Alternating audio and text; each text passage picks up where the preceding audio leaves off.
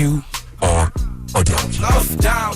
When Mexico sends its people, they're not sending their best. They're bringing drugs, they're bringing crime, they're rapists. He's a jackass.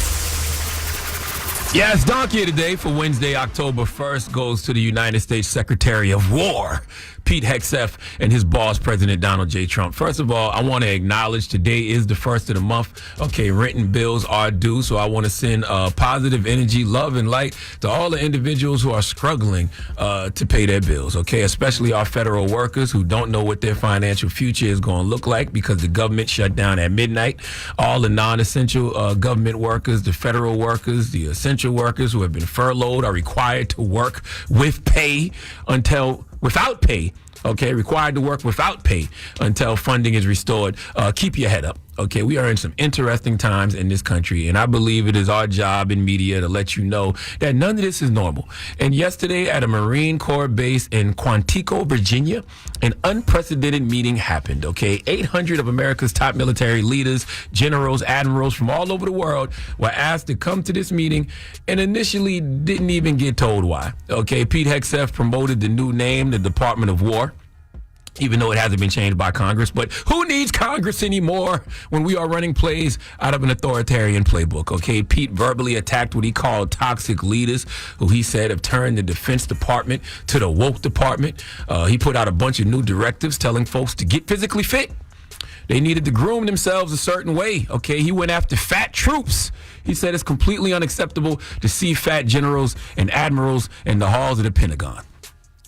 Now, that one I agree with, okay? You should have to look the part, all right? If America has the strongest military in the world, then our leaders have to look strong, too. It's the same reason I wouldn't want a fat personal trainer in the gym or a person with no shape up giving me a haircut. But let's stay focused, okay? President Trump spoke, too, and he said we have to reawaken the warrior spirit, and he said he is committing $1 trillion to the military in 2026. By the way, Pete Hegseth or President Trump, neither one of them addressed the government shutdown, okay?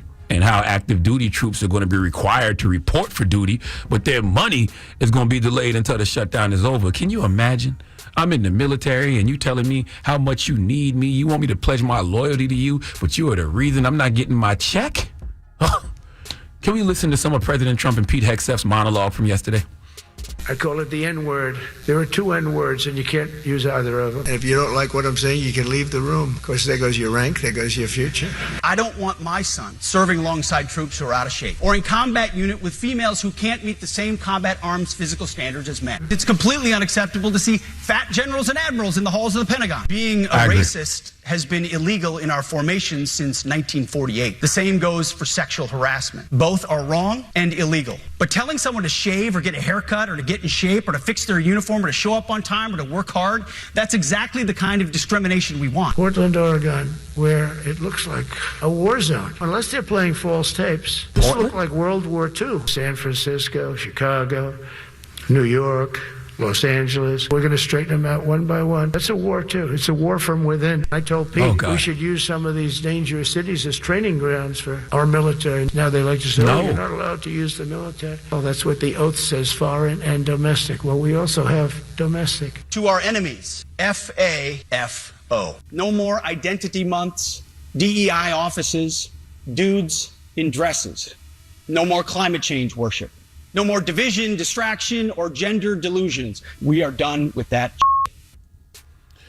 I need y'all to know none of this is normal for America, okay? It's normal in light of world history, but not America. See, what you saw yesterday was an attempt, probably the first of many, to get the military to pledge allegiance to the Trump administration. Not pledge allegiance to the country, okay? No, undying loyalty to the Trump administration. It was a play straight out of any authoritarian playbook. Look, man, I graduated from night school in Berkeley High School. All right, 2 years behind schedule. Supposed to come out in 96, came out in 98. But I read a little bit, okay? Anything you have ever read about authoritarians will show you that they understand controlling the military equals controlling the state. You saw it in Germany with Hitler. You saw it in the Soviet Union with Stalin. You saw it with Saddam Hussein in Iraq. And it's a pattern, okay? Okay, it starts with oaths of loyalty. All right, then you embed your own ideology into the Army. You create your own military security force. Next thing you know, you're systemically eliminating your rivals and you take complete control. Okay, you will use the Army to take power. When you have the military on your side, who's gonna check you, boo? All right, don't get it effed up. When strong men want the Army's loyalty, it's never to protect the people. It's always to protect their power. History got a long list of receipts on that. Google it, Chat GPT, pick up a book, whatever you got to do, okay? The ballot put Trump in power, but it's the bullets, and by bullets, I mean the might of the military that can keep him there. And what you saw yesterday was his first attempt at flipping the military on the enemy within. Have we figured out who that enemy is yet? Is it in Portland?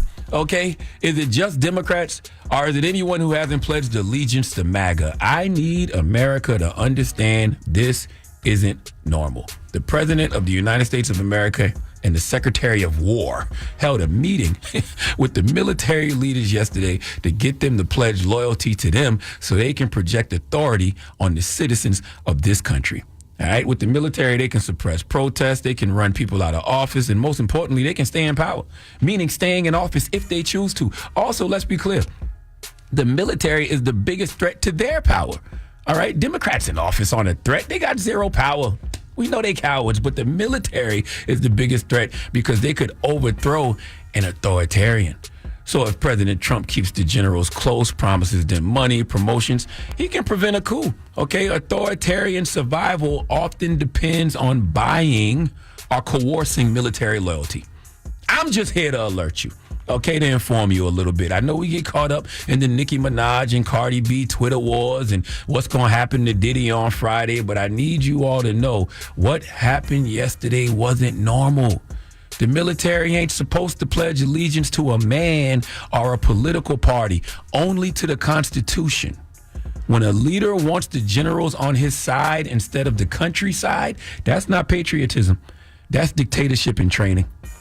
Please let Chelsea Handler give the Secretary of War, Pete Hegseth, and the Trump administration the biggest hee-haw. Hee-haw, hee-haw. That is way too much Dan mayonnaise. It's so crazy to hear Donald Trump talk about military and the things he thinks the military should do. And then you go back to his history and, you know, he deferred his military 5 times, right? He was supposed to be in the military. 4 times was for education, right? And he said he couldn't go into the draft because of education. And the 5th time is because he had a medical reason.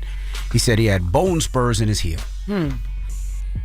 But you gonna tell the military what to do, but you ain't want to serve. You dipped out 4-5 times. I ain't even know. Well, he's practicing what he's preaching. You know what I'm saying? He don't want people in the military that's not physically fit. Okay. All right. Okay. All right. Pete Hegseth said it's unacceptable to see fat generals and admirals in the halls of the Pentagon. Trump understood that a long time ago. Come on, guys. He'd be leaving all type of things. They'll be following the scent, following the tan spray. They'll catch him immediately. Crazy. All right. Well, thank you for that donkey today. Donkey Today is brought to you by the law office of Michael S. Lamonsoff. Don't be a donkey. Dial pound 250 on your cell and say the bull if you've been hurt in a construction accident. That's pound 250 from your cell and say the bull. Hold up. Every day I wake up. Wake your ass up. The Breakfast Club. Y'all finished or y'all done?